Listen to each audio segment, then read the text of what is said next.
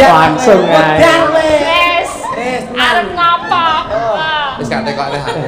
4 kali 4 piro coba? 16 bener. Kalau 1 tambah 1 1 tambah 1 100. Loh kok Seperti fullnya hatiku untukmu ya.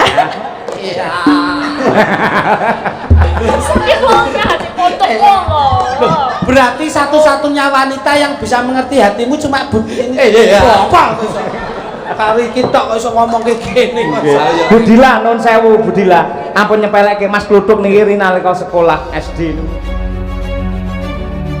kepareng tasakuran wayangan besok tanggal 28 Juni neng Pondok Anur neng kono awake dhewe sowan terus dibacotake sesuk bengine tanggal 29 sowan ana ning Desa Nggontor. Wah ya ngono kuwi matur nuwun isih ditresnani karo Piyai Ponorogo. Iya Mak ya.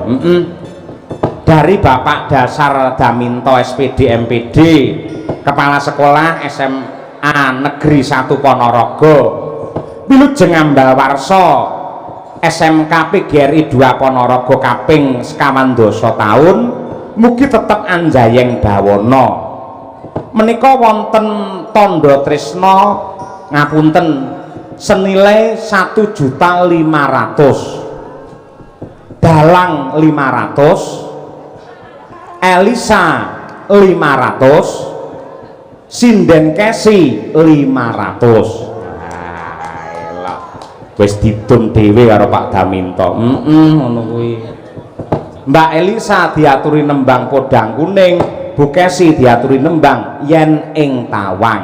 Wah iya ya nggih gemene wektu mak diaturake siji mboko siji tur Nadianto karo Pak Kepala Sekolah karo Pak Arif ya klebu karo Mbah Hasim kira ora kudu ngagem kudung sindene Nadianto iki sekolah sing berbasis pondok pesantren ning awake dhewe ya ngurmati tur ya bareng bengi iki sinden-sindenku ngangge kudung wah jan ketok le cantik-cantik iya jilbabe putih lambang kesucian ya ya semoga-moga sing dikudungi ora mung mustakane tok ning nganti tekan atine ya dikudungi Allahumma aja nganti dhuwur kudung ngisor malah warung ya aja ya sapa-sapa kena tumbas aja ayo lek ngene kan ngerti karo batas-batas paner joget rada nyedak-nyedit lak pekewo karo kudunge ngono kuwi ya sithik mboko sithik nduk engko bar iki kapan-kapan yen wayangan sinden takon ngangge rukuh kabeh ayo malah kaya mayit ora malah Bu Sukesi Rahayu langkung rumiyin ayo yen ning tawang ana lintang ya men jumeneng ya ora apa-apa ora apa-apa cublak suweng Bu Sukesi Rahayu sarjana seni magister seni dosen tembang dan karawitan isi Surakarta mangga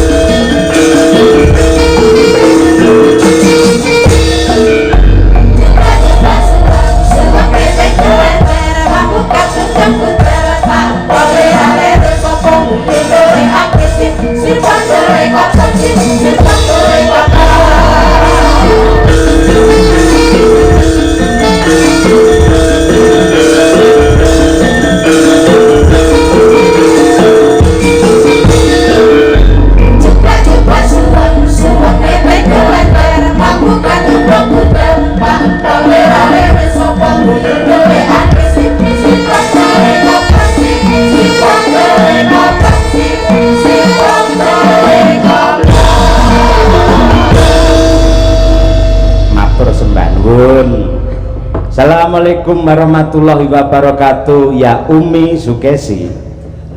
Waalaikumsalam warahmatullahi wabarakatuh ya Abi Cahyokun tadi. Wah, ketok le romantis ya Mak. Lepas tanggapan ngene iki ngundang aku ya Abi. Lepas neng omah terus sepi tanggapan ya babi. iya ngono kuwi. Heeh. Boten. Matura dhisik marang para punden, para sesepuh, para kiai alim ulama mliginipun dumateng Bapak Kepala Sekolah Pak Arif karo Mbah Hasim sing wis paring katresnan iki lho Bu Gesi. Aku sak jeg jumblek iki ora nate ngangge akik ora nate. Lha nggih. Mergo diparingi karo Mbah Hasim tak nggo iki. Alhamdulillah menika tondo tresnanipun Mbah Yai Hasim dumateng bojo kula Mas Cahya Kuntadi. Iki mau kan minangka paweling to, Pak. Bilih katresnan kuwi sing awujud cincin utawa akik sampean betul-betul diweling karo Mbah Hasim senadyan tong ganteng gawe cindera mata akik ning enek tulisane D4 dalang kuwi mau. Dilarang duwe demenan lah niku wau. Pangestunipun nggih Mbah Yai jenengan donga-dongaaken kula kalih Mas Cahya awet. Senadyan to sesandingan kalih waranggana ayu-ayu enten Mbak Elisa mboten kengguh imanipun tetep jejeg nggih Mbah Yai. Oh iya wong ya muridé Mbah Hasim kok ya. Tur takono Kyai Ponorogo ora bakal krungu kabar aku neka-neka. Kapan aku njaraki wong wedok liya yen nenek sampeyan ora tau Bu Gesi. Wah, kuwi nakal. Nggih, kula nderek bingah, nderek bombong ati kula, nderek mangayu bagya anggenipun SMK PGRI 2 Ponorogo ingkang dalu niki ambal warsa ingkang kaping 40 taun. Nggih. Matur nuwun saestu sampun maringi kesempatan dumateng bojo kula, Bapak Kepala Sekolah, Bapak Ibu guru lan sedaya sivitas akademik wonten ing SMK PGRI. Mugi-mugi mboten kapok nggih. Nggih. Nah, kula gadah sithik pesan dan kesan kula dipun tanggap wonten SMK PGRI mriki Pak Dalang. Heeh, mergo ya jenengan iki dosen wajib ngono. Ya ora, tapi aku ndredeg lho mergo ditunggoki Mbah Yai, Mbah Hasim. Piyayinipun kelihatan ampuh ngoten lho. Ah iya. Tenan aku grogi. Ayo. Piyayine gagah gedhe dhuwur kaya Raden Jagalabilowo. Ayo. Lah nggih, kesan-kesan kula nalika kula mlebet wonten ing SMK 2 PGRI mriki luar biasa bangga. Lan kula ningali kawontenan gedung-gedung ingkang megah, fasilitas sekolah ingkang komplit lan canggih Pak Dalang. Wonten mrika wau enten mesin-mesin napa duka kula mboten ngerti jenenge. Mesin jahit. Mesin jahit nggih. Ning aja nggo jahit apa-apa lho ya. Iya. Nggih, kula bangga saestu. Ping kalihipun pesan-pesan kangge Bapak Ibu guru sedaya, wah nyuwun ngapunten nggih, sajake arep nuturi ngoten lho. Dados guru utawi dwija menika salah sawijining profesi ingkang mulia sangat Bapak Ibu guru. Dadi panjenengan mboten usah khawatir menawi suatu saat utawi kadang-kadang nemoni siswa ingkang nakal, bandel enten nggih? Enten nggih Bapak Ibu? Kathah. Oh. Nggih, ning jenengan kudu sabar saestu. Sabar ikhlas lillahi taala. Sebab napa? Profesi jenengan niku mulia. Minangka panjenengan niku sebagai sang pencerah. Jadi guru itu merupakan sang pencerah bagi kegelapan. Pramila enten tembange guru nika nggih Bu nggih. Napa nika? Terpujilah wahai engkau ibu bapak guru sesuk wae. Dan seterusnya. Jadi padine rapal ya asline. Apal. Oh iya apal. Nggih, jadi Bapak Ibu menawi wonten siswa panjenengan ingkang bandel, jenengan tetap semangat karena profesi panjenengan adalah sebagai sang pencerah, dari kegelapan menjadi terang, dari kosong menjadi isi. Dari yang tadinya belum tahu apa-apa kemudian menjadi siswa yang terdidik, mempunyai keterampilan dan ilmu pengetahuan, apalagi di SMK PGRI 2 ini berbasis keagamaan religi yang diutamakan. Pramila semangat, sukses untuk PGRI 2 Ponorogo. Tepuk tangan. Terima kasih. Sterida nggih. Tur kene iki pancen nggon sing mulia kok Bu Kesi, mergo nuwun sewu. Kadang kula menika nate nyerat kata mutiara ingkang intinipun sak becik-becike laku niku sinau, sak sugih-sugihe bondo niku ngelmu, lan sedaya menika mapanipun nggih wonten SMK PGRI 2 Ponorogo mriki. Nggih. Kula minangka tandha tresna iki dirawuhi karo Pak Daminto kepala sekolah SMA 1 Ponorogo. Sapa ngerti yen panjenengane engko bar jenengan nembang kerenan penggali terus wayangan neh. Nggih amin amin ya rabbal alamin. Teng Ponorogo niki awake dhewe wis kaya keluarga lho Pak. Wis ora asing, ora wong liya meneh. Dadi ning Ponorogo angger tanggapan teng pelosok-pelosok desa niku wah kula remen sanget saking sumet dulure kalih wong Ponorogo. Kula niku saben-saben mulih tanggapan mobil kula kebak. Apa? Maune mangkate kosong mulih mesti kebak. Nggih, mriki tiyang mriki niku mesti menehi oleh-oleh ngoten. Maringi sambel pecel, enten sing pisang, enten sing peyek. Iki marahin teratap panitia lho ngene iki Napa? sampeyan iki. Lha iki malah bingung kowe sesuk oleh-oleh apa ya malah ngono. Mboten saestu. Saking pun kaya keluarga teng Ponorogo niki. Nggih. Nggih, yen ning Tawang ngono lintang niki wau nggih. Leres komplit sak bawanipun niku saking Pak Daminto panjenenganipun kepareng rawuh wiwit sonten wau. Iya. Monggo Bu Kesi. Yen ning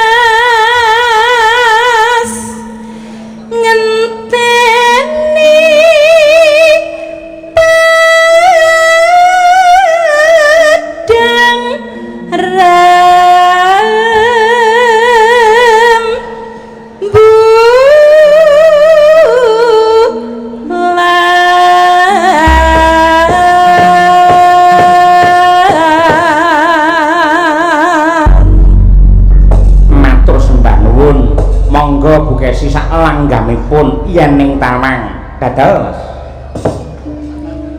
yen ning tamang lintang jahayu aku ngenteni tekamu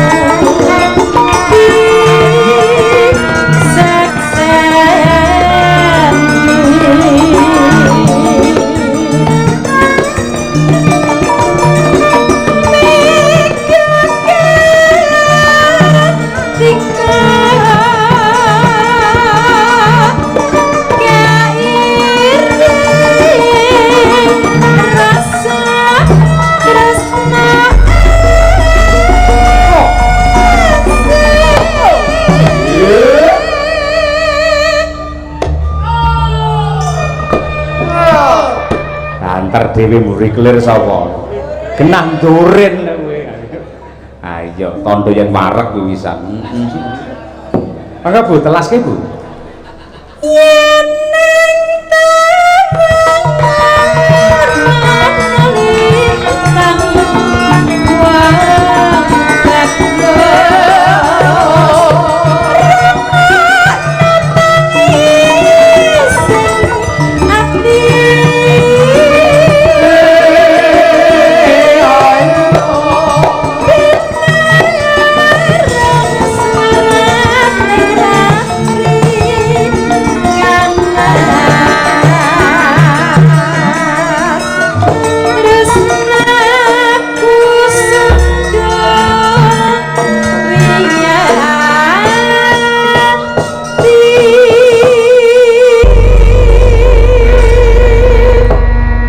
matur sembah nuwun wilujeng sekolah wis diaturake yen ning Tawang iki mau nduk iya mak iya iki ana penggembira utawa bintang tamu kejaba Mbak Elisa Orcarus Alaso yang saka Yogyakarta uga akan dimeriahkan oleh duojo Mas Jo Klitik karo Jo Kluthuk ha iya kula Kang mangkono diaturi munggah ana pepanggungan men saya gumyak mak ditumpake perahu wae nduk men rancak teko ana panggung iya monggo perahu layar dados co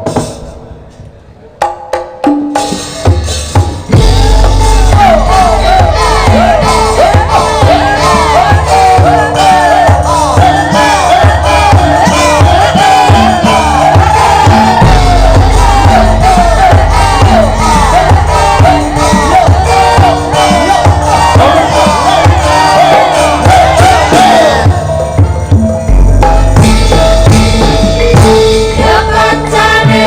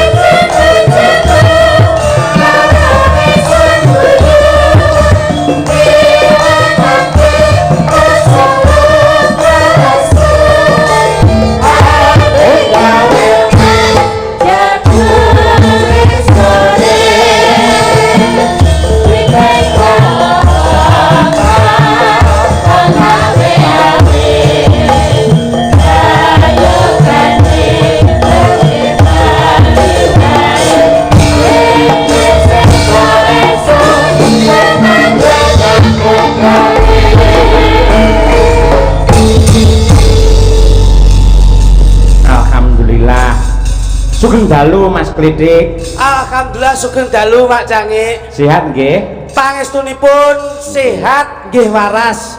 Mas Kluduk. Siap, Pak. Urung ditakoni kok sehat Pak. Kawontenanipun pripun? Saya, Pak. Angkringane lak lancar. Lancar, Pak. Sepatune laris. Sepi. Sampeyan iki piyayi sing ra nrimo karo kodrat pandume pangeran. Lah nggih. Wis dadi pelawak ya wis laris, buka angkringan sih dodolan sepatu barang. Boleh hiburan ta, Pak? Hiburan. Dadi pamane rene sing tuku ya ora masalah ya. Tak kayak dhewe. Sing tuan rumah genah lamun to Mas Jo Klitik. Pripun Mas jenengan mirsani kawontenan ing mapan wonten ing SMK PGRI 2 Ponorogo mriki. Alhamdulillah Mak Cangik Yulimbo Gus Cahyo Kuntadi. Satu kebanggaan yang luar biasa. Bahwasanya Ponorogo yang selalu menguatkan harkat martabat budaya. Katitik mboten wonten ing tlatah-tlatah kepemerintahan sanes kemawon. Tapi terbukti di dalam instansi wonten ing pawiyatan dalu menika ugi nggelar wayang kulit. Ini menandakan bahwa siswa-siswi disengkuyung dengan bapak guru, ibu guru yang berkualitas, mendorong anak-anak lebih mengenal detail tentang budaya wayang kulit. Tepuk tangan untuk SMK PGRI 2. Ini loh Mas. Saestu tur dasaripun Bapak Kepala Sekolah Pak Arif piyayi ingkang budaya bener-bener piyayi Jawa Tulen sing isih ngugemi jati diri bangsa. Lah niki to Mas. Mula Ponorogo niku kebake bak-bakan kabudayan. Leres. Saestu ajeng teng pundi kemawon budayane nu nglumpuk wonten mriki. Seluruh negara pundi kemawon sudah mengenal bahwa Ponorogo itu adalah kota reog. Nggih. Mula reog niki dikenal wonten pundi-pundi. Leres. Makanya ini yang menjadi tolak ukur percontohan seluruh negara-negara yang lain bahwasanya budayane awake dhewe, budayane wong Jawa, budayane wong Indonesia. Ayo mari kita sama-sama menjaga biar tidak ada klaim dari negara-negara lain. Leres. Ini mila saking menika menawi kula mastani mboten namung kota Riok Ponorogo menika ning ugi kota religi. Nggih, kota ibu. Nggih. Ibu niku IBU, iman, budaya kalian olahraga mboten wonten ingkang dipun tilas. Leres, mula katitik wonten para-para punggawa agung. Nggih. Mbah Yai nggih lenggah. Mbah Hasim. Mbah Hasim Nasari lenggah saya ngalap berkah dalu menika. Mugi-mugi panjang kahipun pikantuk payungan saking Gusti Kang Maha Agung, ridho lan hidayah syafaatipun saking Kanjeng Nabi Muhammad sallallahu alaihi wasallam. Mugi-mugi sedaya nampi barokah Allahumma amin. Niki lho Mas, dadi panjenengan ngeten iki mboten klentu. Pripun? Pama ngeten niki kok suwan teng Ponorogo, sakniki sing penting siji. Napa? Ponorogo niku ben budayane mlaku, wayang kulite mlaku. Niku kuncine ming siji. Apa? Aja nganti didol larang. Ki mesti budayane mlaku. Kula menika mboten adol larang. Mesti nderek kalih dawuhipun panitia menika sedaya. Lah saya menawi Mbah Hasim tindak wonten griya kula. Sedaya dawuhipun kula istokaken. Malah panjenenganipun kedahipun dalu menika wonten pacitan, wonten pengaosan teng mriku. Dipun cancel, dipun batalaken, dipun wakili amargi kepengin mangestoni SMK PGRI. Alhamdulillah, matur sembah nuwun Mbah Yai, sembah nuwun. Janipun nggih pas bareng kula dalu niki nggih teng Surabaya, Mas. Kedahipun nggih. Lho iki mereka wonten nuwun sewu pemberian tali asih seluruh para atlet-atlet Jawa Timur. Mergo jenengan Piyayi Ponorogo ngeboti teng SMK mriki. Mboten. Lah, mriko ora nanggap sing nanggap ning mriki tok, Mas. Dadi ya bertahan ning kene tok. Lha iku critakne to ki, Mas. Ayo eman-eman kene Surabaya ngetoli ya bro kene cedhak omah ngojek teko, Mas. Iya. Mangsane saderengipun kula ngaturaken assalamualaikum warahmatullahi wabarakatuh. Waalaikumsalam. Bapak Kepala Sekolah Bapak Arif dan juga seluruh dari bapak-bapak ibu guru ingkang hebat dalu menika dan juga bapak komite lan ugi berkahipun Romo Yai Mbah Hasim Masari niki salah satu napa nggih Mas? Kula niku kerja nggih kalih donga. Nggih. Sinten ngertos kok sawabipun Rama Yai pikantuk panjenengan kula benjing saged kaangkat derajatipun. Lho, nggih to? Nggih. Dadi paling ora ki wong ki gandul sarunge yai ki ora kleru. Saya yen uluk salam niku ya ora kleru. Jenengan nggih uluk salam. Leres. Kula nggih uluk salam. Nggih. Lah niki kok mek meneng tok ngeten kok njaluk utuh. Jajal. Lah nek niki jelas niki ra nggawa gamelan senggak, jelas ngetokke Bukesi kemawon sakderenge nembang pam uluk salam. Lah iki to Gus. Ngetelak kedahipun lak lesung jumenglung bali-balan. Nggih. Wong panjenengan nganti yoga, nganti sinden. Nggih. Lah kula nggih nganti kanca dagelan. Paling ora nggih saling mengisi dan melengkapi to. Kedahipun ngoten. Lah kok mek meneng tok ngeten iki. Enten lho dagelan niku sewengi ra omong, sesuke setruk enten. Enten ngoten niku enten. Mbok melu omong. Ra ngisi-ngisine aku adimu ning kene lho. Ya. Ini Bapak Kepala Sekolah seluruh Kabupaten Lenggah lho. Ya aku ya ngenteni apa sing mbok antone karo Mas Cahyo iki tak ngenteni. Lambemu aja mleset lho. Iki nderekke Mas Cahyo Mas Cahyo Kuntadi. ya. Ngono. Dadi wong iki kudu iso menyesuaikan diri gitu. Ya. Lah yo ngaturke salam apa piye ngono kok iso. Ya tok. Kalem-kalem to. Lehmu jantan ning ndi kok wedakmu ratek rata iki. Wo, lah iki. Lah nggih, cobi. Salam. Ada Romo Yai. Ayo matur dhisik Mas Bruto. Ngono. Waalaikumsalam warahmatullahi wabarakatuh. Assalamualaikum dulu biar afdal kok iso. Salam dulu. Lah ya salam rungono to kuping kuwi bosok biasane iki. Lah nggih. Lah ya rungono. Coba maju coba. Waalaikumsalam warahmatullahi wabarakatuh. Pripun to Mas niki? Kleru. Assalamualaikum warahmatullahi wabarakatuh. Oh berarti sampean ngajine kurang suwi sampean iki. Lho kok iso? Lho sadurunge ngendika apa wae iki uluk salam dhisik, bar kuwi lagi jawab salam. Nah, Sing bener ki malah jawab salam sih. lho, kepiye to? Ya salam dulu to wong Salam ki hukumnya apa? sunah. Sunah. Lek jawab salam Wajib. Sunah karo wajib iki sing dhisik ndi? Wajib dulu. Lah iya tak sini wajib sik goblok kowe berarti kowe. Iki Islam kok duduk kowe iki. Goblok men to malian saiki. Kowe ira nutut ilmu ora nutut kowe. Kene iki muridé Mbah Hasim. Kok setok ning Nek ora mungkin Mbak Sem ngajari kaya Waalaikumsalam. ngono kuwi. ning dindike assalamualaikum dulu. Kuping kuwi bosok piye jane iki? Lho, Kowe tau mondok apa ora? Yo. Tau ngaji apa ora? yo ngaji to. Sunah karo wajib ki sing didhisik ndi? Tetep wajib. Lah iya. Wong salam ki hukumnya apa?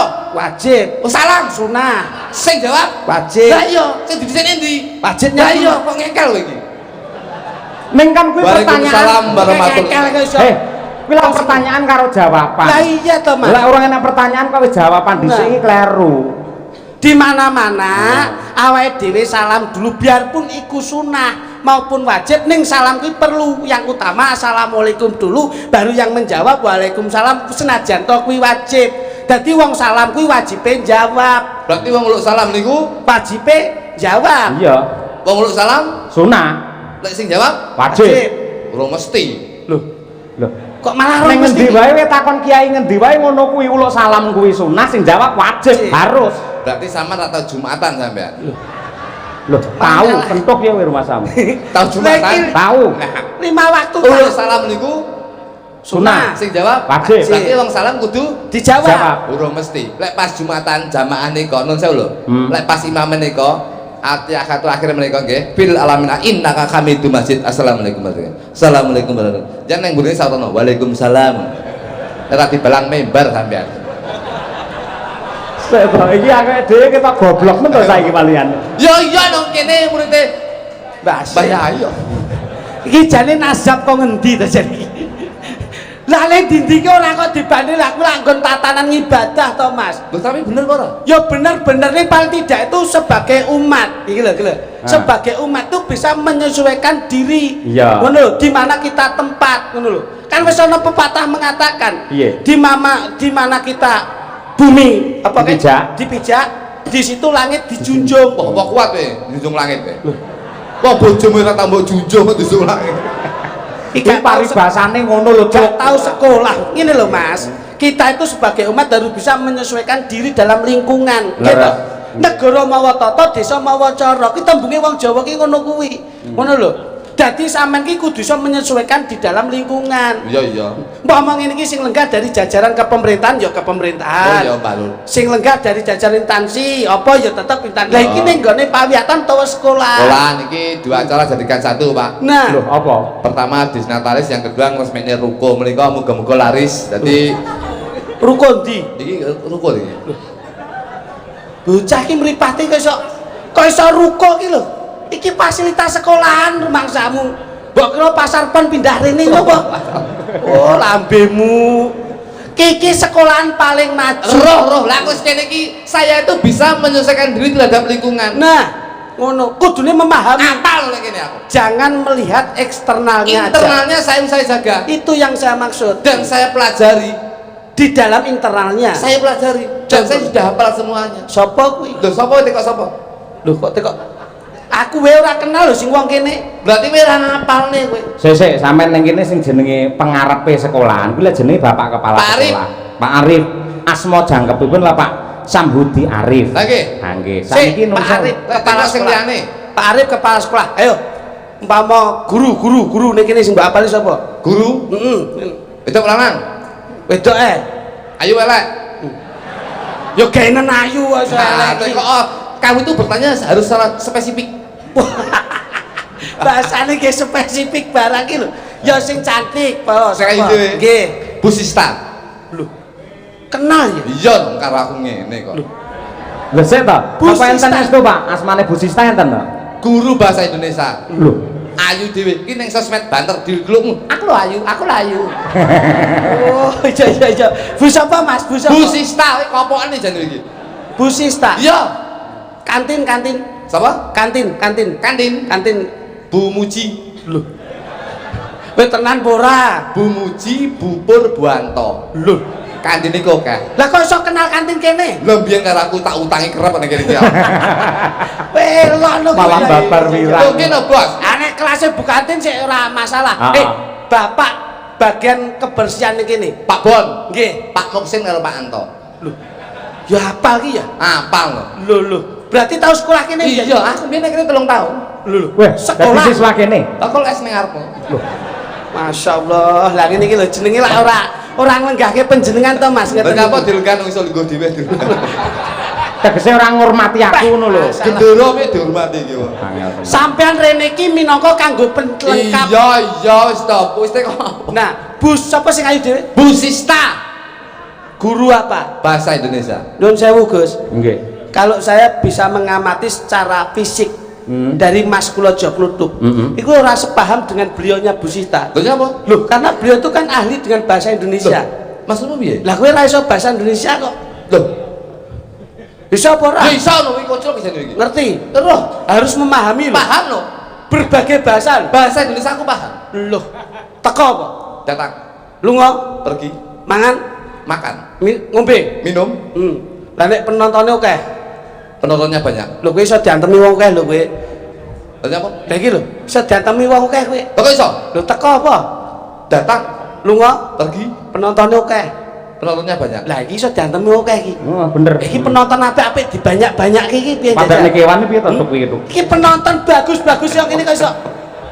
Jadi iso bahasa Inggris apa? Iso. Lah iya to. Mak apa? Makan, Ngombe, minum, penontonnya oke. penontonnya banyak. Lah kuwi gak menghormati Pak Arif. Kok sembok banyak-banyak iki lho. Lah ya penontonnya kayak banyak. Lah iya, penontonnya banyak ngono kae. Banyak. Lah, berarti rasa bahasa Indonesia niki Gus. Lah, Aku Loh, kenapa? teko, Datang, lunga, pergi. sing delok oke. Loh, penontonnya tidak sedikit luar biasa. Iya. Iya ta? Apik. Lho ngono lho. Wong iki gawe ilmu. Matur nuwun, Dik. Oh, lah iki murid Lagi iki. Pak Arif mangsane. Lagi iki kowe menang, Jos. Padakne kono. Nah, tidak sedikit. Tak tekoni neh kowe. Ben gak menyinggung perasaan orang iki piye ngono. Teko. lho. Datang toh. Lunga. Pergi. Bojoku dhuwur. Loh, istri saya tinggi. Jelas itu bahasa yang konkret. Bojoku dhuwur. Istri saya tinggi. Oh, malam pertama piye bojomu cilik sak meneh iki? Apa sih gua make apa ki? Kemule apa? Kemule.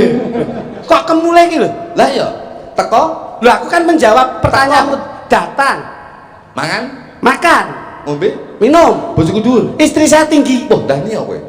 Loh, piye kuwi? Paling celekit cilik-cilik lho bojomu. Loh kok ngono to, Pak? Kok istri saya tinggi. Bojomu cilik, celekit. Loh, sampean yo ora iso lho. Iso. Takoni gentine, Dik. Bojoku dhuwur apa? Istri saya tidak bedek. Waduh. Wong bales aku iki caki. Tanggalnya tidak sedikit mau. Tunggalnya tidak sedikit. Sedikit kok iso mangsane. Tapi alhamdulillah, Pak. Nggih. Ini salah satu bentuk barometer bahwasanya beliau-beliau yang selalu tidak sombong, Amin, nggih. Leres. sugih ora malih, penak ora ndangak, mulya ora pamer dodo. Inilah bukti pemimpin-pemimpin Bapak Ibu guru yang berkualitas selalu semangat untuk mencerdaskan putra bangsa Indonesia. Ini Mas. Ulang tahun yang ke-40. Ini Nggih. no. 40, Pak. Piye maknane 40? 40. Iso ora kowe? Loh, bisa tuh. Iso ora? Iso ora? Gak iso. Iso ora? Gak iso sampean ya? 40 mengartikan loh. Ki bahaya lho. Sampean wae ya. Wong lek mengartikan bahasanya harus baik. HUT itu apa? Iso ora kowe? Aku gak iso. Iso ora? Gak. Gak apa kowe. Lah ya sampean ae lho sing ngarteke. Rasane Nah, ngono lho. Nah, ngono kudu tegas ngono kuwi. Ini lah. Nah, Dadi Ah. kula kali iki kan dulur to. Ah. Dadi endi sing gak iso Yo. bisa nutup. Harus bisa Sing nutupi. ora iso ning mburi. Nek kula ra iso niki Lah, sing kan penting itu penting. Yo nanti terjemahke. Iso ora kowe? Mboten. Rasane buri. Loh, kok nek ngalami lancang iki. Ya tak ning mburimu. Nah, ngono, rasane nek buri iki. Lah sampean kok ning mburi lho. Aku yo ora iso. Padha ae blesete kok iso. 40, Pak. 40. 40 ki angkane papat karo kosong yang dijumlah papat. Nggih. Papat itu adalah penjuru etan kulon lor kidul. Insya Allah sekolah ini akan menjadi barometer dan sekolah ini akan menjadi tujuan siswa-siswi yang akan menjadi generasi bangsa yang berguna semuanya. Alhamdulillah. Pancere ning kene ya. Materi, Pak. Iya. Betul Mas saya. Heeh, nggih. Sing angel pisan. Neng kene iki le wayangan setiap sewindu 8 tahun sekali. Iki. Angkane 8. Apa makna dari angka 8? Wolu ki saka tembung woki woro-woro, Pak. Woro-woro itu menginformasikan. Jadi setiap siswa, setiap guru, setiap masyarakat itu selalu menginformasikan bahwasanya sekolah yang menjadi barometer, sekolah yang menjadi percontohan, sekolah yang baik ini adalah sekolah ini. Luki lurus, gurune lurus, kepala sekolahnya lurus, pembinanya lurus dan iki pucakne lurus. Insyaallah kene iki bakal lurus. Wong lek pucakne lurus, ngisore bakal lurus. Loh, dadi dhuwur lurus ngisor lurus. Bisa lurus, Pak. Wong Nek dene- dhuwure owah, iki ngisor mesti owah, mergo sing dituruki pucuke. Betul lho Pak saya. Iya. Sampai luare. Oh sik to. Mosok kowe ngarani sekolah nok pucuke lho. Teges iki pimpinane, Pak. Ah pimpinan ngono. Kaya jenengan ngeten iki nek jenengan iki sak-sok blobo kabeh, jujur jenengan iku Blobo. Bobo. jenengan blobo, jujur ora iman. Iki yo ditiru kabeh, Pak. Nek jenengan medhit yo ditiru medhit. Iya. Kira-kira iya bener. Padha karo kowe. Lah nggih, Iki karo iki tuwek ndi? kula tuwek kula. Sampeyan barepe ta? Barepe. Sampeyan dicontoh karo Adike. Mula kudu nyontoni adike sing apik. Lah nggih sampun lho, Pak. Contoh piye? Lho nyontoh apik lho. Contohnya Tak contoh apa wong nyontone aku ora bener kok iso. tahu kapan? Lah dek iki nyekar gone bapak kliru kok iso. Nyekar gone bapak kliru tak nggih contoh karepku ki. Pak kae Pak Bambang. Pak Jolego. Lah kok dhewe iki nyekar nang bosok kok ngendi Blitar to, Pak? Ah, Jam iya. 1 bengi. Ah. Tak tutke. Lah kok nangis guguk ning Ah. Anting Maisan. Kuwi. Bengke. Waduh, Pak, sepurane aku karo klitik lagi iso resik-resik, Pak. Terus tak seneni, Mas. Ah. Bocah ki edan apa piye aku? Apa itu? Lah kok sing ditangis iki jenenge Siti Mutmainah ngono ki. Kuwi jam 1 bengi, Mas. Terus tak seneni, Mas, sampai nangisi tanpa guna sing mbok tangisi jenenge Siti aku. Ki lho bapak ning burine iki lah aku ngono. Sing kurang pengalaman ki awakmu. Nyapa? Pak yang jam sisi bengi kuwi karo Siti ning ngono kuwi. Otlok.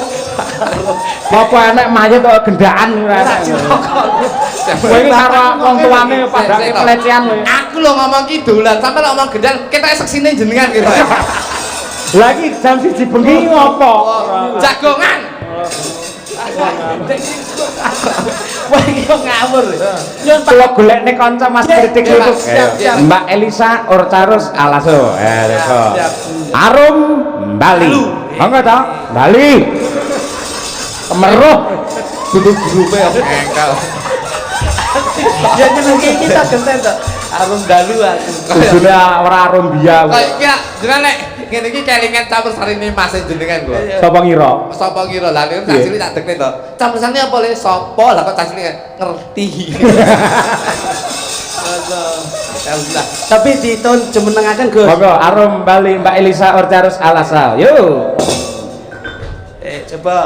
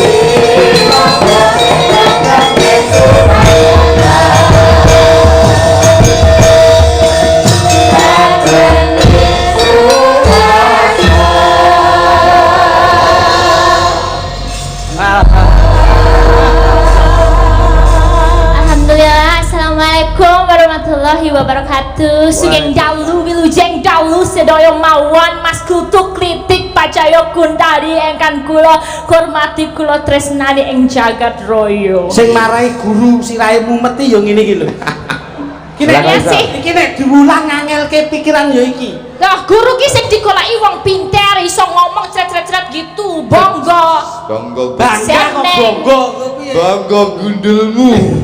Tangane meneng bae iki bocahe apa gebelet apa ngopo bingung gurune. Ya tapi ya ini dinamakan berbineka tetap satu jua ya ini. Nggih. Berbeda-beda tetap satu jua. Leres. Biarpun bagaimana ini adalah salah satu bentuk karakter dari daerahnya masing-masing, Mas.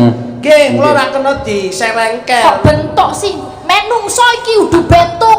Bentuk iki untuk benda. Besi opo kayu ngono wi bentuk besi ngono jenenge bentuk iki menungso. Nah, lek bentuk ki jalmo. bentuk itu benda. Iya. Lek manungsa ki Apa? bendol. Apa bendol apa? Bendol itu bendol. Ya, Tapi nuwun sewu, Mas. Nggih. Ini yang bisa dinamakan wanita mutokharam ya gini. Weh, apa kuwi? Jadi, Apa itu? paling tidak kelihatan religius banget. Oh, really? Ibu-ibu guru wonten PGRI ini kan juga berjilbab semua. Oh iya, aku seragam kok sama ibu-ibu Iya, guru. betul. Pakai emas gitu sama Nah. wiyogo-wiyogo aku Nah, gawan sih. Betul. Ini Iya. yang bisa dinamakan chemistry ya kaya ngene iki. Nah, Chemistry. kaya sampean barang contoh kaya Elisa, kaya Yukesi.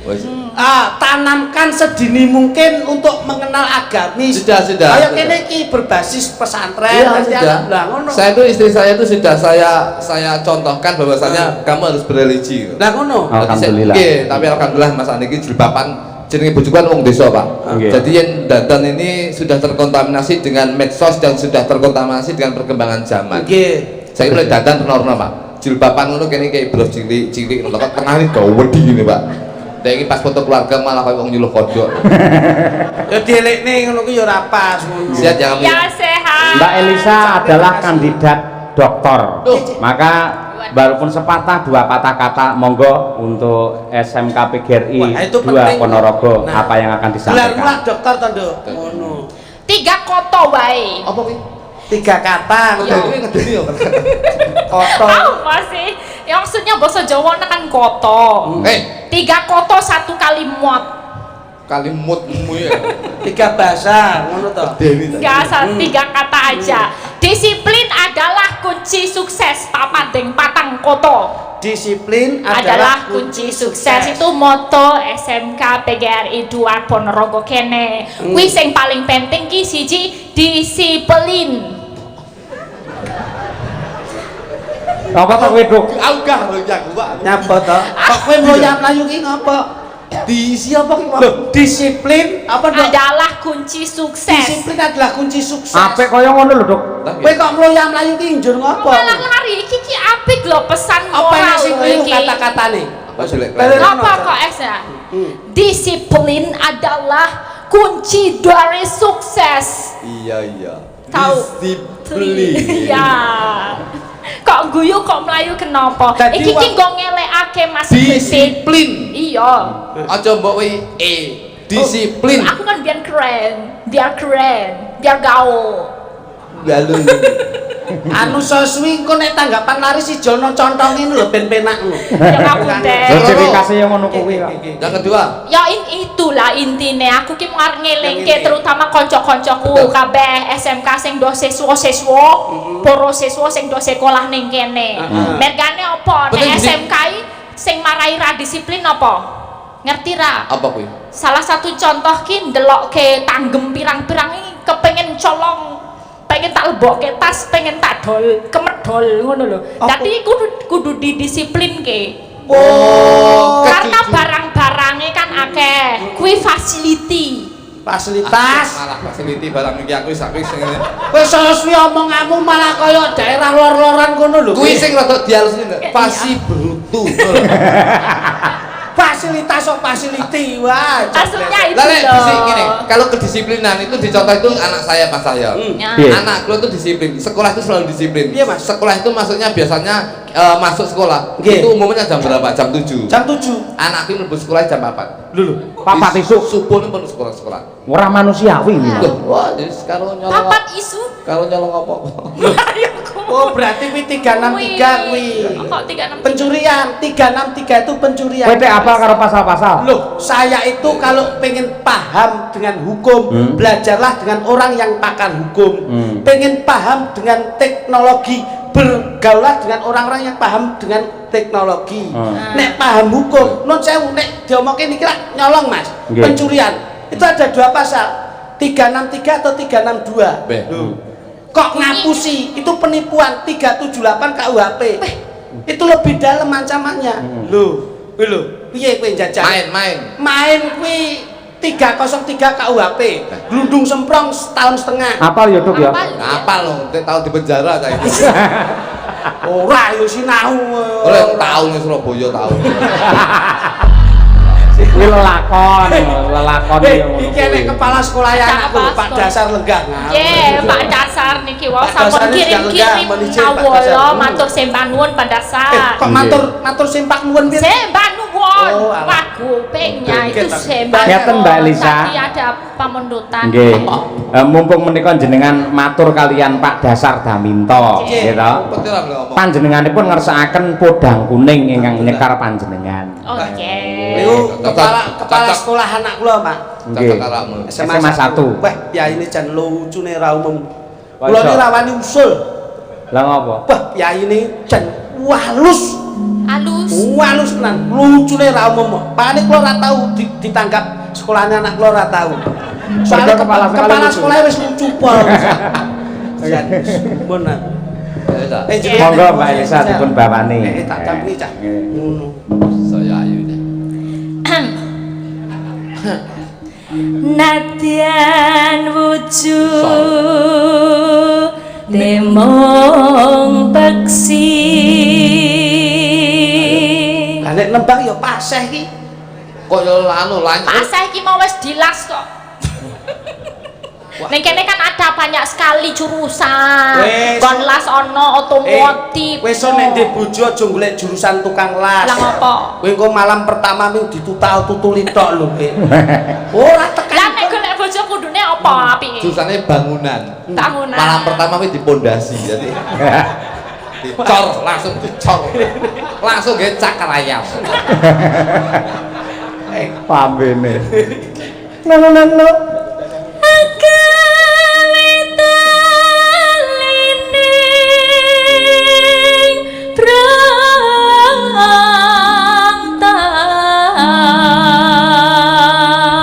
Neng aja sampai gelem dirabi karo jurusan mesin. Loh kenapa Mas? Otomotif. Kan sama-sama bisa ke mekaniknya. Bahaya tahu, aku bojoku kan aku biyen mesin to. Heeh. Aku bojoku kan akhirnya ngono. Biasanya ngono. Malam pertama buka lawang. Nduk, Aduh lah pokoknya. Oline ngotor. Berarti wayang ganti kablator. Oh, berarti urusan mesin. Itu mesin. Iya ya. Alus manis nang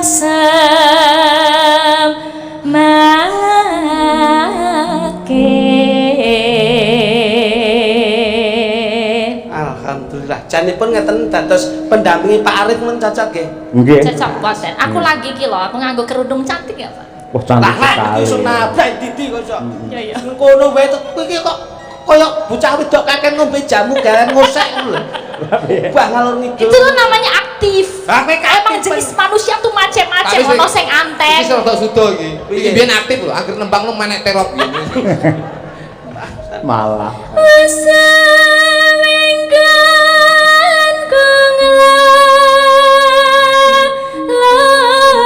kunglana golek isi podang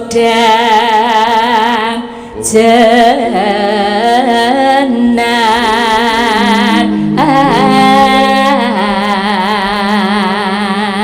Upamane Mas Kluthuk kuwi untuk bojo kaya Mbak Elisa kira-kira piye Mas? Betul iso, Pak. Saya yakin saya Jodoh ki ora ngerti lho. Kuwi kersane pangeran lho. Orang ngerti ya, tapi saya tidak akan meneruskan hubungan kula kali Helisa, Pak. Jodoh rezeki pati derajat pangkat sumende kersane Gusti. Kersane Gusti, tapi Kowe nek nerak takdir apa ya arepe teka. tapi tetap orang tak tolak kuwi. Lho, lah terus Aku ora tak tolak, pangkas aku moh. Kayak ngopo? Aku iki mesakne engko keturunanku. lho kok piye? Lah nganti Elisa Putih aku ireng lek rabi, sampe duwe anak kaya loweling iki. Ayo pakai krim, zaman kan sudah Iya. modern. Krim iki malah Skincare. skincare iki kurbane bojoku. Bojoku ki wong desa nggih skincare. Iki siang malam digawe bareng. Saiki mul kulite belang kaya tekek saiki. Ya wis Desa. malah apik ngono. Karepe cetek. Apik ngono malah duyane lho kok iso. Ya enek kuwi ya. Jadi aku yo kowe lah sikat. Ibu Iya ya. Jane kamu naksir aku nggak sih? Mau cari mega, kocok nyedak-nyedak. Ya di dalam panggung itu seolah-olah kita itu harmonis. Oh ngono lah. Tapi apik-apik, Mbak. Ya aku milih Mas Klitik lah, ngerti-ngerti. Loh, Bener Oke. putih klitik, gagah awakmu- klitik kok. Awakmu lek milih kritik berarti awakmu ki waras. Omongmu ora penak lho iki. Lho lah iya bener to? Karena apa? Menyelamatkan sebuah tahta rumah tangga. Nek nganti karo Mas Kluthuk itu salah. Heeh. Loh, tapi lihatlah loh, kamu harus tahu pepatah bahasa Inggris. Don't look from the outside, but from in the heart. Wah, opo. Iki awakmu ora don't look from the outside, but look from in the heart. Jangan melihat dari sisi luarnya, tapi lihatlah dari dalam hatinya. Loh, iki ganteng oleh, tapi jujur kan aku nggak ngerti. Oh, Tapi iya. aku kira iku ki elek. Selasline Aslinya tuh ya bosok aslinya. ya padha wae kok iso. Nek menyelamatkan tok Gus niku Gus. Heeh, bener. Umpami Pak Arif tindak kalian Ibu. Waduh, Bapak Kepala Sekolah. Nggih. Pak Arif sarimbit kalian Ibu. Bu Arif. Ibu Arif. Nggih. Enak. Nggih. Waduh Pak Dasar tindak saringan kalian Ibu Dasar. Dasar. Indah. Indah. Waduh Pak Cahyo, rawuh kalian Bu Cahyo nggih. Bu Cahyo. Indah. Mas klitik, rawuh kalian sinten? Niku kalih Bu Klitik. Nggih. Aku ya aman loh. Kok aman piye? Lah, Justru selamat dari sampean. Lah ya ora aman. Loh, pamane, waduh Pak Kluthuk. Nggih. Lho, lah menika kok kalih blukuduk lho iki. Ora penak. Loh, lah iya nyapa kalau kowe iki badane. Wes tak mau tak pengen melu lho. Lah kok ya nyusul. nyandeng Neng bisa dadi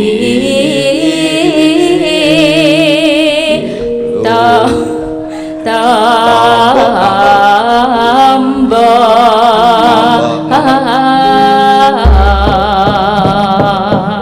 Saya tahu ya aja kuangen nembang to Mas Kluthuk. Boten to. Lah kuwi buktine melu nembang. Iya bisa. Kalau belajar ki ngene iki dadi lek belajar ki ndelok ning ngene iki. Pamane larase pas iso. Ya, Iki bengi lah ulang tahun. ulang tahun SMK. PGRI. Ayo, bengi iki lah ulang tahun. Jajal. Ulang tahun SMK PGRI. Dua Mari kita sama berdoa. Mudah-mudahan semuanya panjang usia. Iso lho jane yo kena lho. Iso. Bapak kepala sekolah mana sinten? Bapak Arif. Bapak kepala sekolah naminipun Pak Arif. Pak Arif. Ayo kembangnya terus e. Terus ke. Nggih. Pak Arif. Pak Arif. Iki. Pak sekolah asmane Pak Arif. Ayo. Pak Arif. Pak Arif. Pak Arif. Saben bengi melek ora kriap-krip. Waduh ya. Senengane ngunjuk miksa grip. Waduh. Kudu sak cethuke iki. Ayo. Nah ngono. Oh kangen men Jojo. Enggak, ini salahmu jare pengen nembang kok. Ayo, manut Insya laras. Allah beliaunya Arif. Oh, lembah mana Lembah Arif bijaksana. Ya, bener. Wis aja kok nek ae. Wedi ta ke? Dadak. Sik to. Podang kuning. Ini saya kirimkan juga buat Pak Eko Bilowo dari Paguyuban Surukubeng Bekasi. Nggih, kasih. Sam. Sing dua wae. Esok awan ning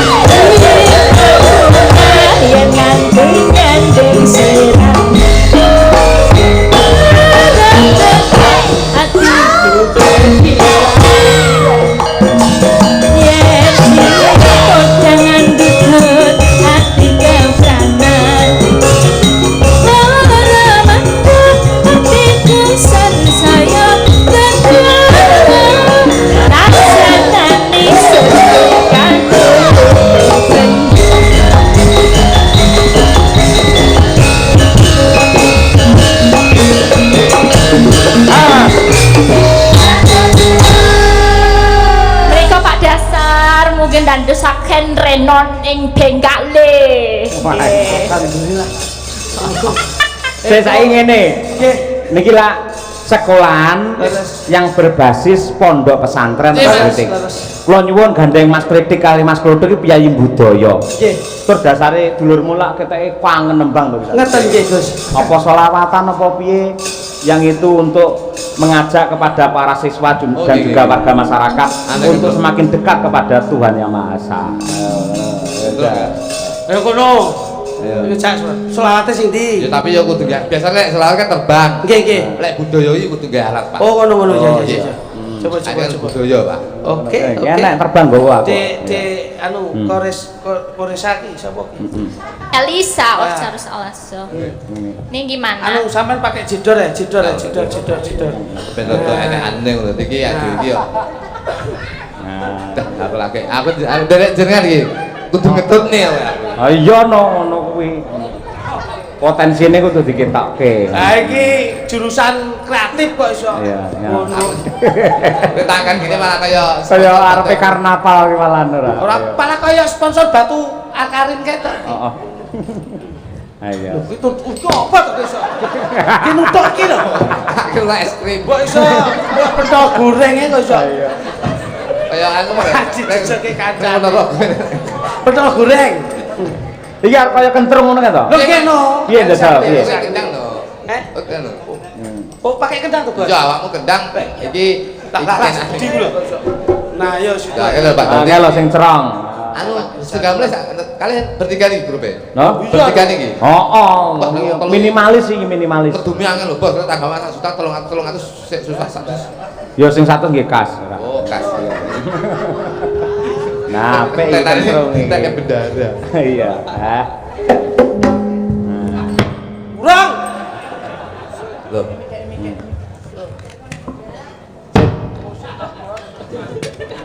Aduh, breder kabeh mlane. Ya, ini kira landare ke jenengan nek rane kene ya aku dah aku ya ora tau ngene iki lho. Loh, iki yo budaya lho iki. Lah nggih to, Pak. Iki wayang kentrung to iki? Nggih, nggih. Lah nggih ngono. Terus sampean. Aduh. Terus. Eruh apa? Eruh tuh apa? Tahu. Ya tahu. Kamu ini loh. Oh gini, gimana kapak gubung-gubung? Enggak, ini didilat ini. Ditabuh Mohon izin ya, Pak. Monggo. Pancen rumiyin ziaripun para napa sunan-sunan rumiyin lak ngagem gamelan. Nggih. Mula diarani gamelan ki gawe amaling liyan, mula niki digawe amal. Leres. Gamelan game. Sik to. Dak kok iku. Cek sound.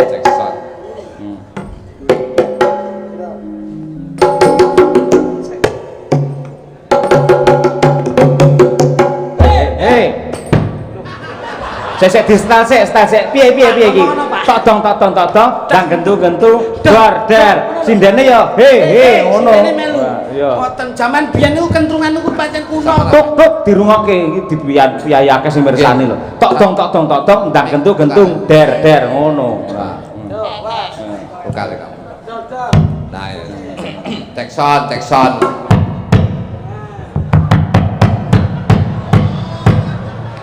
Malah karo adang kuwi koclok ora. Engko sasuwi tak salati lho engko. Oh,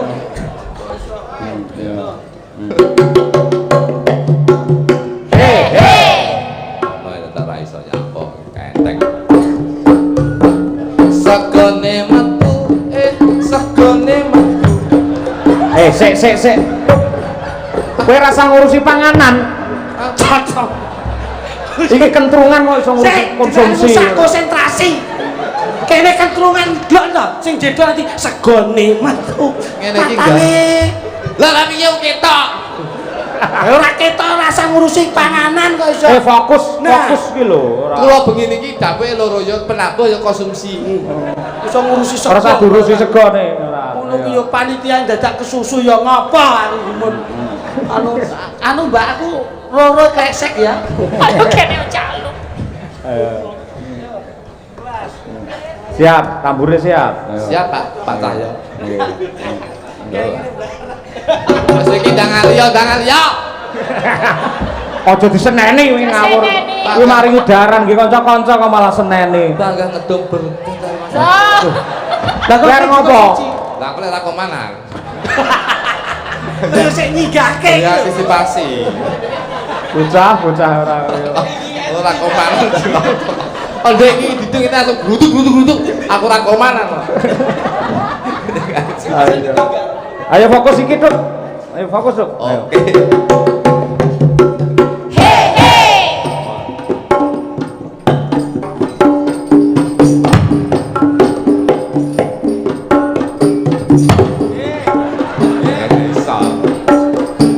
Ora pas sih lho.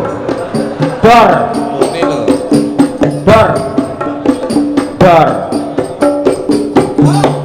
Ora pas sih lho. Pas. Dor. Masyaallah. Dor. Dore iki lho bareng kok. Tutang tuding tutang tak tutang tak tak tutang tak tutang tak tak tutang tak tung tak tung tak ngono lho. Lah ya tapi cangkemmu lho, main dhewe. Pak iki dikandani karo dulurmu lho, Duk. Lah kamu dhewe ya iso Tungtong tak Iya nek tungtong dor. irane ngono kuwi. Iki sing ahli musik ya akeh, ahli gamelan ya akeh. Ki bas ki nggih ketukan ora kok dardor sak geleme dhewe. Dardor sak gelemu dhewe. Ya apik dhewe lho kowe. Kadung go sinden barang ora ngerti. Tung tak tudung tung tak. Wah. Mam dulu cilot. Kok iso. Ayo, Dik. Ayo. Ayo. Cilot. Oke, yuk.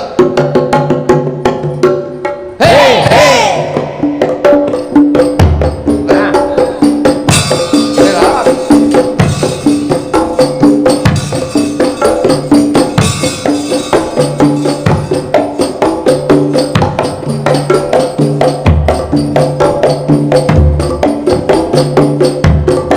Ayo, Dik.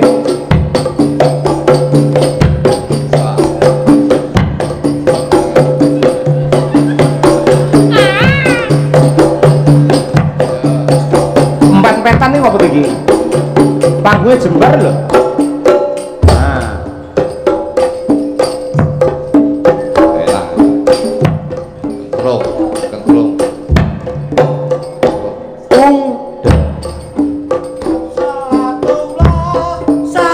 Salamullah ala Tuhan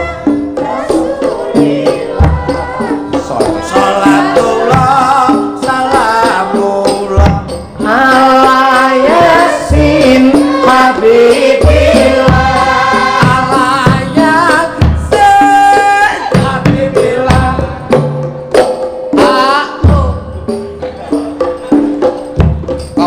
Kop sekop. Ora nek kentrung sekop-sekop lho. Ora iki mbok wis sekop-sekop ya apa? Kolaborasi. Astagfirullahaladzim. Kaya ngeten apa nyanjak ibadah iki piye to, Mas? Goreng ge. Goreng ning sego neh. Bocah. Ganggu. Lah kok mangan yo. De.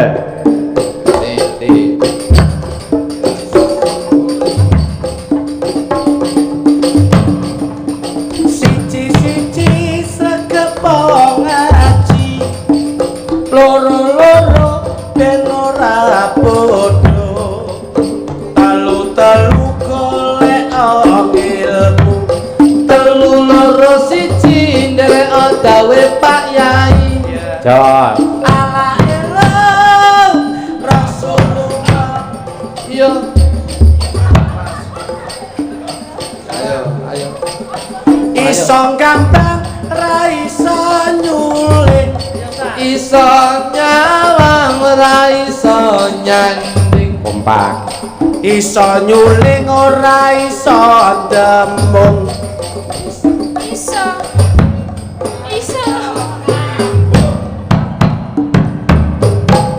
Nyeketan. Ala Rasulullah. Bengi niki ndereke Mas Cahya, Dalange bagus wis kondang kalung. awake gedhe gagah pideksa, piantune putih ora gelem rena-rena. Apik.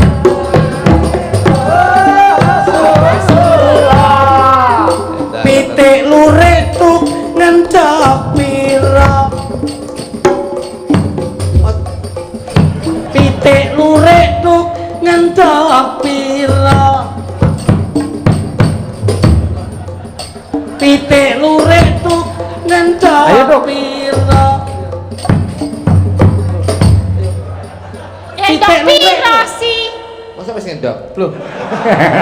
Pitik lurik tuk ngendhok pira terus jawaban. Pitik sing cilik kok. Loh, yo jawaban gawe kata-kata Purwakanti ngono lho. Dwilingga salin ukara ngono. Ayo tekono. Pitik lurik ngendok piro? Pitik lurik sak ngendok siji. Bojomu purik sebabe apa? Bojoku purik mergo aku ora tau ngaji. Pitik lurik ngendok piro tuk? Pitik lurik ngendok 5. Bojomu purik sebabe apa? Mergo aku ora tau nindakake perintah agama.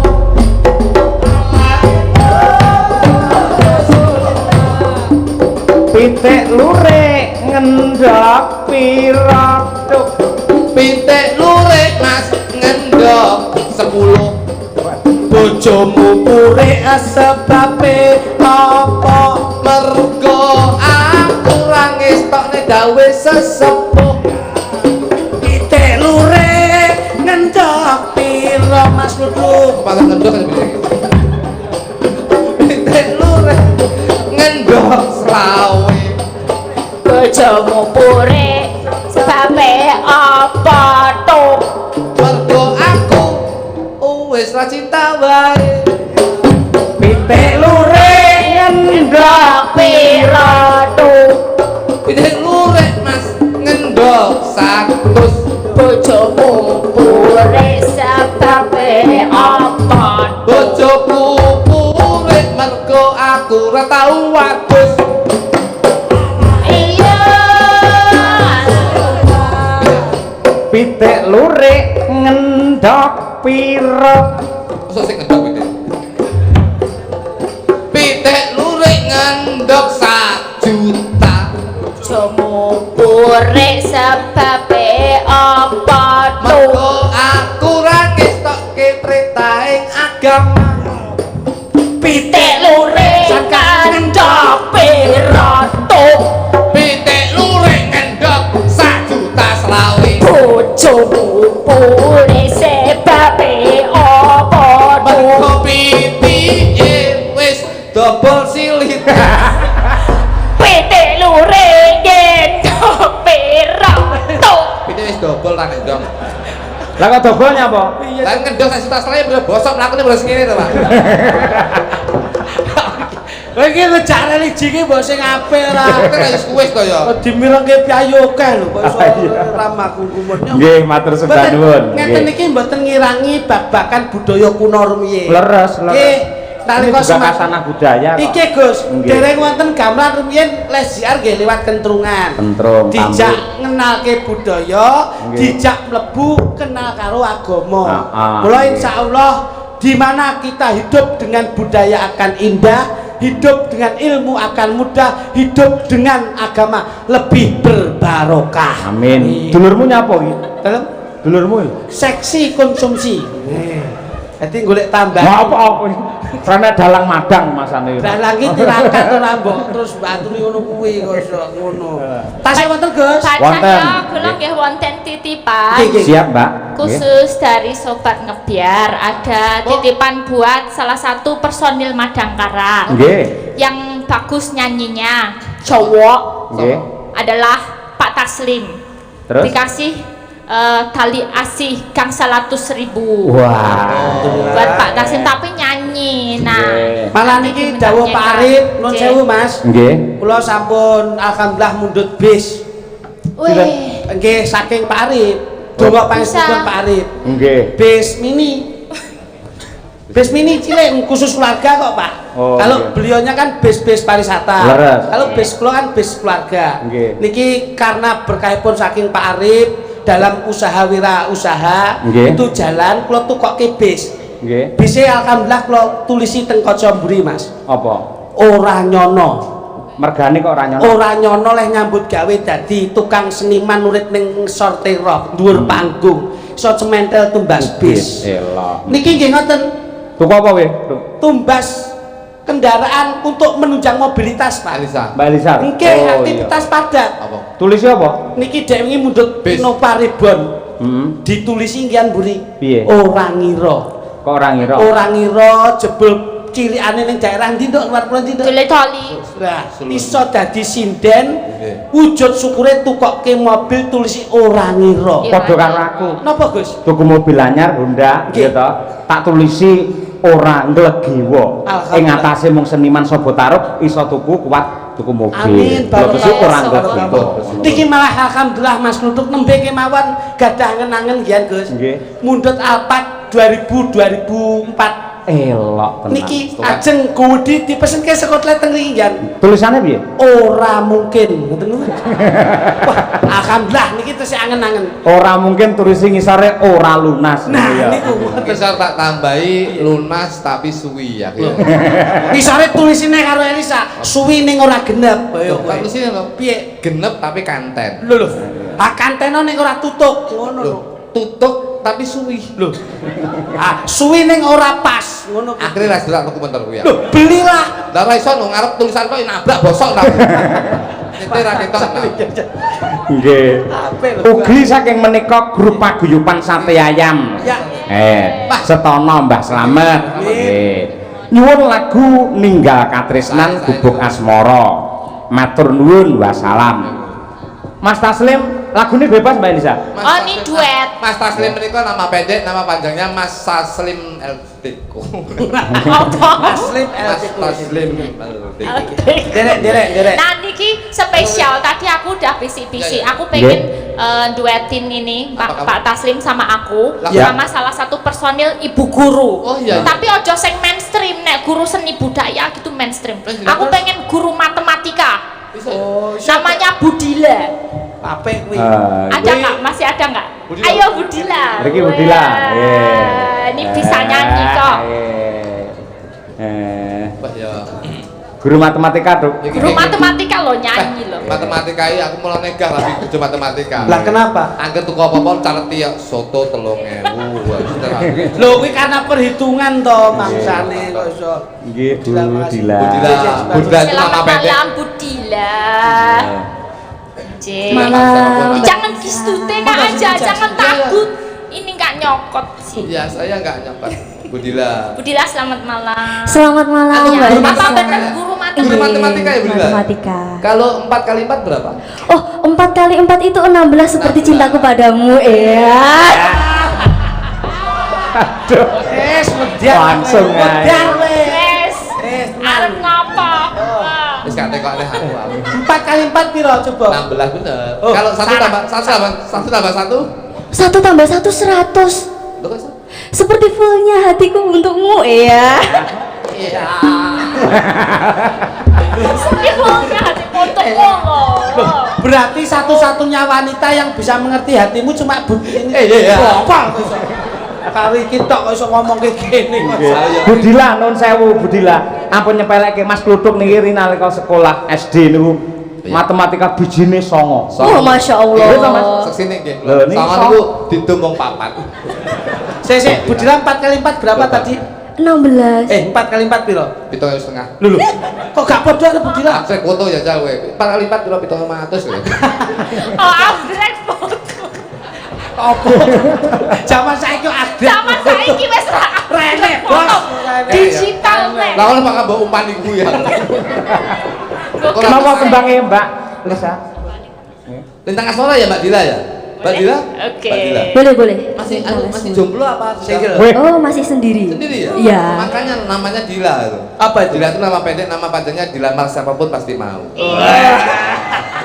Bah, Mas Taslim, Mas Taslim. Coba, duet coba. Tentang asmara. Iya. Mas Mas Taslim, ini Pak Mundur saka baru les kadang-kadang mau ayo sampean kok kancane plek iki turu dhewe ayo astagfirullah ya mama Mas David tak no dadi awakmu kok blitar ra nggo apa-apa untuk 500.000 lho Mas Aslim cari sobat ngebiar nggih Indonesia. lumayan besok iso nggih rebonding Saiki rebonding apane? Apa-apa ora ana apa-apa lho. Tinggo kriting drijine. Nggih. Sampe dijek kriting. Atas Mbak siapa Mbak Elsa sama Mas Taslim Budila sama saya aja ya. Oh boleh boleh. Nah, keluduk kancana nunggure dulu. malah tangken. mangga Lintang Asmara dados Duh, sini Pak.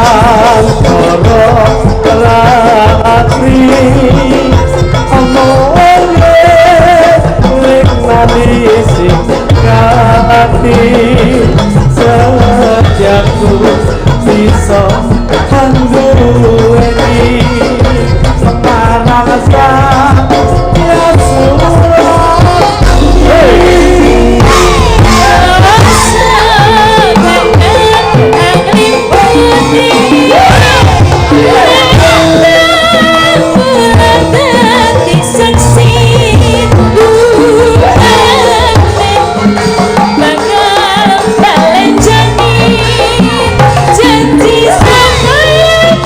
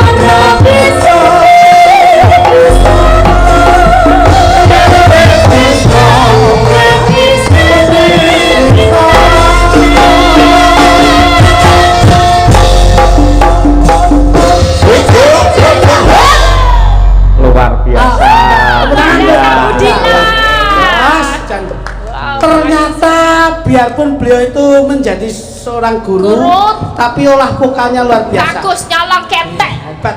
Rumian juara dan pundi, Bu? Juara dan itu. Nyolong ketek. Oh, alhamdulillah. Ini juga beliaunya itu latih musik gadroh juga. Oh, Pondoknya ngoten. Mbah Hasyim Asyari. Berarti termasuk musik Soginda. Qasidah tuh. Makasih. Terima kasih banyak ya, Qasidah Bu Dila. Sokidah gitu, Bang. Makasih ya Bu Dila, sehat selalu, sehat selalu. Nggih. Kelontongannya ndang dhuwur muga-muga. Ngenyak kowe tuh lak wetak ora. Ngawur Budilahi malah seneng awak sakmene iki. Iki malah irit. Lah kok iso? Iki numpak bis Jaya bayar separuh lho kuwi. Mangsane. Ora kaya. Ora seneng kepiye. Nggih. Iki alasan nun Mas. Pripun? Alasannya bilih wonten ing SMK PGRI 2 ini kenapa mempertahankan budaya Jawa. Nggih. Terbukti dari Bu Dila aja sudah mempunyai power olah vokal yang mendominasi dengan tradisi. Nggih. Berarti ini letak dan wadah untuk generasi milenial sekarang. Nggih. Yang Milenial. sekarang yang memahami letak budaya, harkat martabat budaya Indonesia. Dawuh leres, nggih, nggih. Mila saking menika gandeng wonten pawiyatan mriki SMK PGRI 2 Ponorogo mencetak generasi handal tidak hanya pintar namun juga bermoral dan bermartabat. Dicetak menjadi anak yang soleh dan juga solekah, gitu. Sekolah ini sekolah industri namun berbasis pondok pesantren. Mila saking menika kula nyuwun palilah badhe ngaturaken nenggih lelagon utawi sholawat anak soleh. Soleh lagu iming-iming. Nggih. Cobi Mbak Elisa saged istirahat sekedap. Mbak Umi Hafifah ingkang ngaturaken. Menika Mbak Hasyim menika putra daerah asli saking Kulung Ponorogo. Menika salah satu maskot wonten ing paguyuban kula. New Madangkara. Tembang Ini bentar nutupi kamera. Ben ketok ngene. Nggih.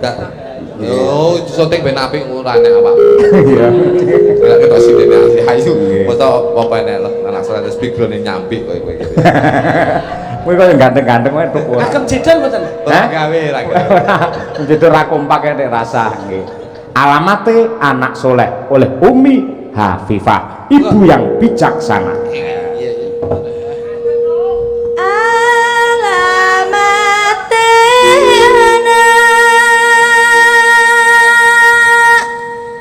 soleh iku papat badane mukmin. Mangke enten wektune, Pak, ngentosi sekedap.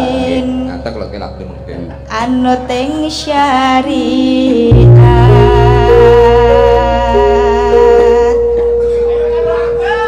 Iya. kang tihen lisane alus ngendikane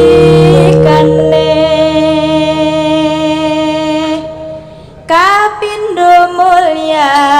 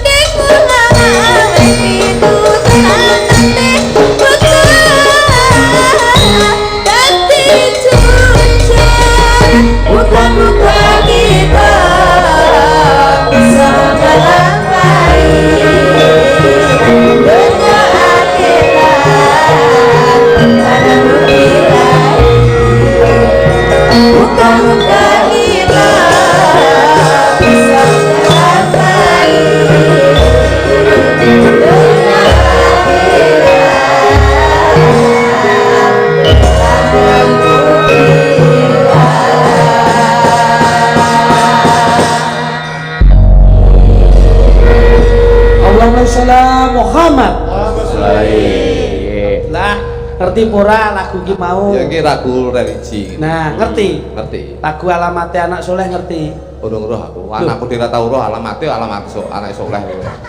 Itu soleh tegese anak yang berbakti kepada Tuhan dan juga kedua orang tua. Nah, orang gawe tarunong kulit bopora. Mas Klidik, kata-kata yang terindah untuk SMK PGRI 2 Ponorogo, monggo. Yang jelas sesuaikan dengan nama sekolah. Itu semangatmu adalah menentukan masa depanmu. Nggih. Nggih. Koordinasi di antara murid dan guru itu sangat penting.